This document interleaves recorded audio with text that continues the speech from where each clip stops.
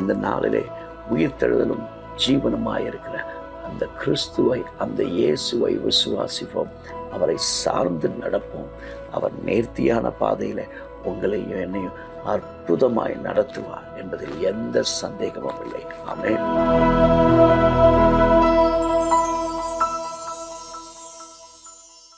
ஆண்டவராகிய இயேசு கிறிஸ்துவின் ஆச்சரியமான நாமம் மகிமைப்படுவதாக. மீண்டும் இந்த நாளிலே உங்கள் ஒவ்வொருவரையும் சந்திப்பதிலே மிகுந்த மகிழ்ச்சி அடைகிறேன். தேவன் பாராட்டி வருகிறத நம்முடைய இரக்கங்கள், அவருடைய தயவு, அவருடைய கிருபை எல்லாவற்றிற்காக ஆண்டவருக்கு ஸ்தோத்திரம். அற்புதமாய் ஒவ்வொரு நாளும் இந்த ஆண்டவர் சுமந்து வருகிறார். நேர்த்தியான பாதையிலே, அதிசயமான பாதையிலே இந்த ஆண்டவர் அதிசயமாய் நம்மை நடத்துகிறார். அவருடைய வழிகளுக்காய் ஆண்டவருக்கு ஸ்தோத்திரம். சில நேரத்தில் எங்கே போகிறோம், என்ன செய்கிறோம், என்ன நடக்கிறது என்று தெரியாத நேரத்திலும் வழி இதுவே, இதில் நடவுங்கள் என்று சொல்லி நம்மை போதித்து நடத்துகிற அந்த ஆண்டவராகிய இயேசுவின் சத்தம் ஒவ்வொரு நாளும் நம்முடைய காதுகளிலே கேட்கப்படுவதாக. ஆமென். அவருடைய சத்தத்தை கேட்டு நடக்கும் பொழுது சரியான பாதையிலே அவர் நடத்துகிறார். அப்படின்னா அவரை நாம் விசுவாசித்து நடக்கும் பொழுது, அவரை சார்ந்து அவரை நம்பி நடக்கும் பொழுது, அவர் நம்மை சரியான பாதையிலே ஒவ்வொரு நாளும் இந்த ஆண்டவர் நடத்த வல்லவராய் இருக்கிறார். ஆமென், ஆமென். வழி இதுவே, இதிலே நடவுங்கள், இதிலே நடவுங்கள் என்று போதித்து நடக்கிற அந்த ஆண்டவருடைய சத்தம் ஒவ்வொரு நாளும் நம்முடைய காதுகளிலே கேட்கப்படட்டும். ஆமென், ஆமென். இருளிலே எப்படி ஒரு வெளிச்சம் இருக்கிறதோ அதே போல தான் கடற்கரையிலே ஒரு கலங்கரை விளக்கம் என்று ஒன்று இருக்கும்.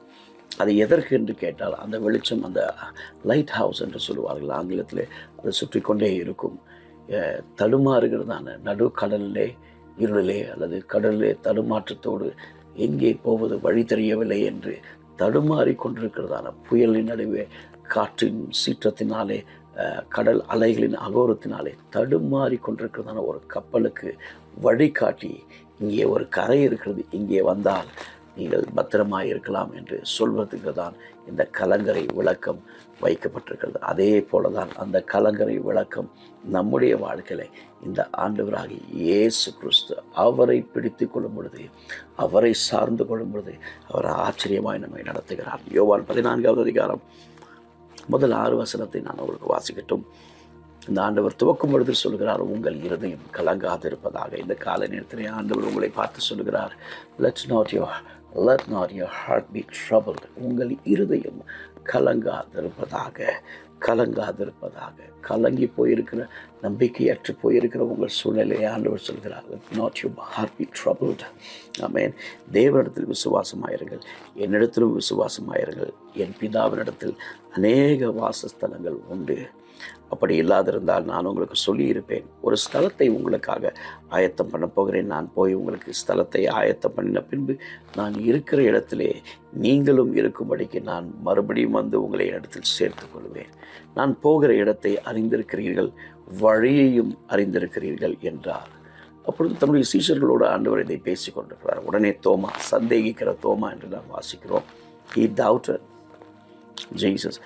தோமா அவரை நோக்கி, ஆண்டவரே, நீர் போகிற இடத்தை அறியோமே, வழியை நாங்கள் எப்படி அறிவோம்? நீங்கள் போகிற பாதையை எங்களுக்கு இடம் எங்கேன்னு தெரியல ஆண்டவரே, எப்படி நாங்கள் அந்த வழியை அறிந்து கொள்வோம் என்று கேட்டதற்கு ஆண்டவராக இயேசு கிறிஸ்து ரொம்ப தெளிவாக பதில் சொல்கிறாரு.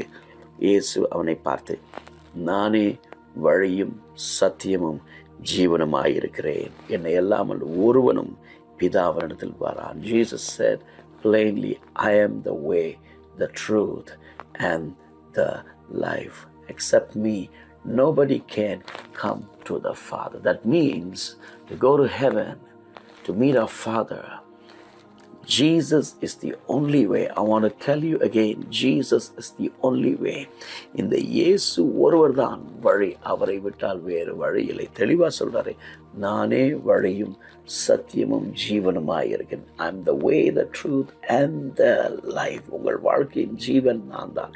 என்னை கண்டவன் பிழைப்பான், அவரை நோக்கி பார்த்தவர்கள் பிழைத்து கொண்டார்கள் என்று வேதம் சொல்கிறது. ஆமேன், ஆமேன். யோவான் 11வது அதிகாரம் 25வது வருஷத்தில் ஆமேன், மார்த்தாள் சொல்கிறா, இயேசுவை பார்த்து, உயிர்த்தெழுதல் நாளில் என் சகோதரன் லாசரு உயிர்த்தெழுவான் என்று நான் அறிந்திருக்கிறேன் என்று சொன்னார். உடனே இயேசு அவளை பார்த்து, ஜான் சாப்டர் 11:25, யோவான் 11:25, இயேசு அவளை நோக்கி, நானே உயிர்த்தெழுதலும் ஜீவனுமாயிருக்கிறேன். என்னை விசுவாசிக்கிறவன் மரித்தாலும் பிழைப்பான். What a powerful statement. What a powerful word. He who believes, even though he dies, he will live. ஆமென். மரித்தாலும் பிழைப்பான்.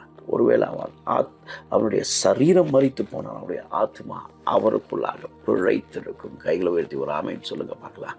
ஆமேன். மரித்தாலும் பிழைப்பான்.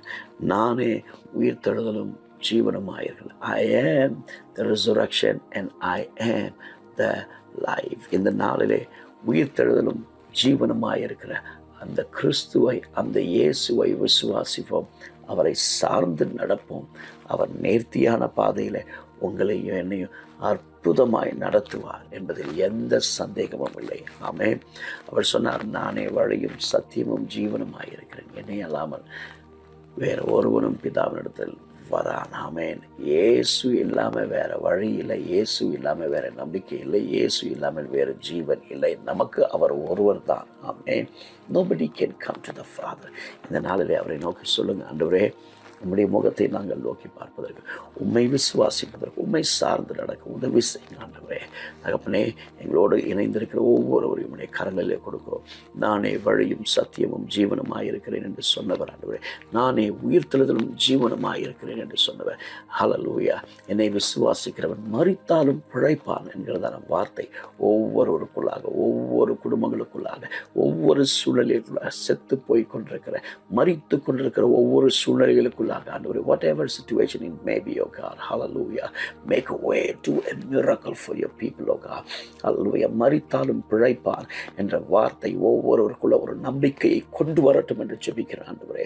மரித்து போய் கொண்டிருக்கிறவைகள் பிழைப்பதாக இயேசுவின் நாமத்திலே திட்டங்கள், தேவ தரிசனங்கள், தேவ திட்டங்கள், ஜெப வாழ்க்கைகள், பரிசுத்த வாழ்க்கைகள் ஆண்டவரே, உலர்ந்து போன ஜீவியங்கள், ஊழிய வாஞ்சைகள் ஆண்டவருக்கென்று எழும்ப வேண்டும் என்கிறதான வாஞ்சைகள் ஆண்டவரே, உலர்ந்து போய் மரித்து போன நிலைமையில் இருக்கிற ஆண்டவருடைய குடும்ப வாழ்க்கைகள், திருமண வாழ்க்கைகள் இயேசுவின் நாமத்திலே உயிர்ப்பிக்கப்படுவதாக, பிழைக்கப்படுவார்களாக, பிழைப்பார்களாக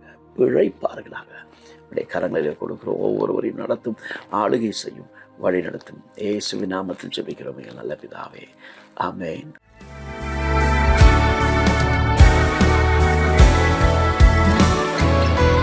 We thank you, Lord.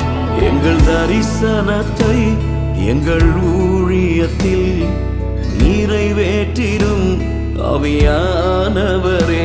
எங்கள் தரிசனத்தை எங்கள் ஊழியத்தில் நிறைவேற்றிடும் ஆவியானவரே.